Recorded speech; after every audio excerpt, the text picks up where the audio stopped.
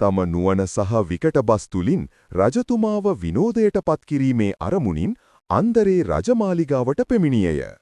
තම නුවණ ඔප්පු කර පෙන්වීම සහ අන්දරේ විසින් විශේෂ අභියෝගයක් ජයගත යුතු බව රජතුමා ප්‍රකාශ කළේය. තමා ඉදිරියේ තබා තිබූ බත්පත පමණක් උපයෝගී කරගනිමින් අන්දරේ අපූර්ව උපායක් සූදානම් කළේය. එකවරම විනෝදජනක උපායක් යෙදූ අන්දරේ බත්පත නොපෙනී යන ලෙස අතුරුදහන් කරවීය. අන්දරේගේ මෙම නුවණක්කාර විහිළුවෙන් පැහැදීමටපත් රජතුමා මහ හඬින් සිනාසුනේය. අන්දරේගේ මෙම සාර්ථක රංගපෑම අගය කිරීම සඳහා මාලිගාවේ පිරිස ඔහු වටා එක්රොක් වූහු. නැවතවරක් රජතුමාගේ ප්‍රසාදයේ දිනාගත් බව දැනගත් අන්දරේ මුවට නැගුණු ආඩම්බර සිනහවකින් යුතුව මාලිගාවෙන් පිටව ගියේය.